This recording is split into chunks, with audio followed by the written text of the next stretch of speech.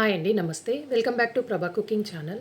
ఈరోజు వీడియోలో ఒక మంచి స్నాక్ రెసిపీని మీతో షేర్ చేసుకోబోతున్నాను. ఒక 2 ఎగ్స్, 2 బ్రెడ్ స్లైస్లు ఉంటే చాలు.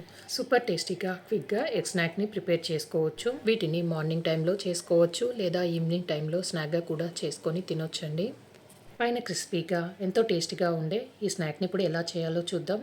దీనికోసం ముందుగా 2 బ్రెడ్ స్లైస్ని ప్లేట్లోకి పెట్టుకొని 1/2 కప్పు దాకా నీళ్లు పోసి బ్రెడ్ల నుండి నీళ్లు పోయే వరకు పిండేయాలి.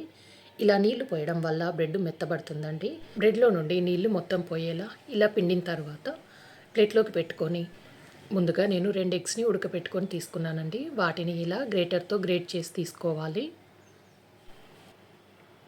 ఇలా గ్రేట్ చేసిన ఎగ్స్లోకి రుచికి సరిపడా ఉప్పు, అలాగే 1/2 టేబుల్ స్పూన్ చిల్లీ ఫ్లేక్స్ని, 1/2 టేబుల్ స్పూన్ జీలకర్ర పొడి, 1/2 టేబుల్ స్పూన్ గరం మసాలా, అలాగే 1/2 టేబుల్ స్పూన్ అల్లం వెల్లుల్లి పేస్ట్, ఒక 2-3 పచ్చిమిరపకాయలని ఇలా చిన్నగా ముక్కలుగా కట్ చేసుకొని వేసుకొని, కొన్ని కట్ చేసిన ఉల్లిపాయ ముక్కలు, అలాగే కట్ చేసుకున్న కొత్తిమీర కొంచెం వేసి, దీంట్లోనే ఒక 2 టేబుల్ స్పూన్ దాకా కార్న్ఫ్లోర్ వేసానండి. ఆ వీడియో క్లిప్ మిస్ అయింది. కార్న్ఫ్లోర్ వేయకుంటే మనం ఫ్రై చేసేటప్పుడు ఇవి మెత్తగా అయిపోయి ఆయిల్ బాగా పీల్చుకుంటాయి.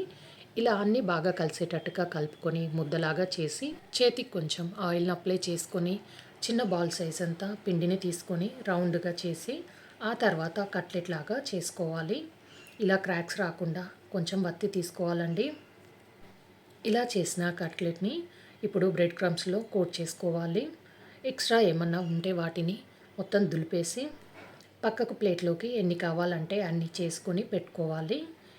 ఇలా కట్లెట్లా చేసుకొని బ్రెడ్ క్రమ్స్లో కోట్ చేసి ఫ్రై చేయడానికి రెడీగా పెట్టుకోవాలండి ప్లేట్లోకి.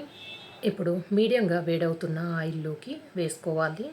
ఆయిల్లో సరిపడనన్ని వేసుకొని వెంటనే టర్న్ చేయకుండా ఒక 2 నిమిషాల పాటు అలాగే ఫ్రై చేయండి. ఇలా ఇవి కొంచెం ఫ్రై అయ్యాక స్లోగా టర్న్ చేస్తూ బాగా ఫ్రై చేయండి. ఇలా మీడియం ఫ్లేమ్లో ఫ్రై చేయడం వల్ల లోపలి వరకు చక్కగా ఫ్రై అయ్యి టేస్ట్ అనేది చాలా బాగుంటాయండి ఇవి. ఇలా బాగా ఫ్రై అయ్యాక మంచి కలర్లోకి వచ్చాక జాలి గరిటెలోకి వేసుకొని ఎక్స్ట్రా ఆయిల్ ఏమన్నా ఉంటే ఫిల్టర్ అయిపోతుంది. కట్లెట్ ఎంత పర్ఫెక్ట్గా వచ్చిందో మీరు కూడా ఇలా ఈవినింగ్ టైంలో కానీ మంచి టేస్టీగా ఏదైనా తినాలనిపించినప్పుడు ఇలా ఒకసారి తప్పకుండా ట్రై చేయండి. ఈ టేస్ట్ని మాత్రం అస్సలు మిస్ అవ్వకండి. పిల్లల నుండి పెద్దవాళ్ళ వరకు చాలా బాగా నచ్చుతుంది. ఈ వీడియో చూసి మీరు కూడా తప్పకుండా ట్రై చేసి ఎలా కుదిరిందో కింద కామెంట్ చేయండి. ఈ వీడియోకి లైక్ చేయండి, షేర్ చేయండి, సబ్స్క్రైబ్ చేయండి.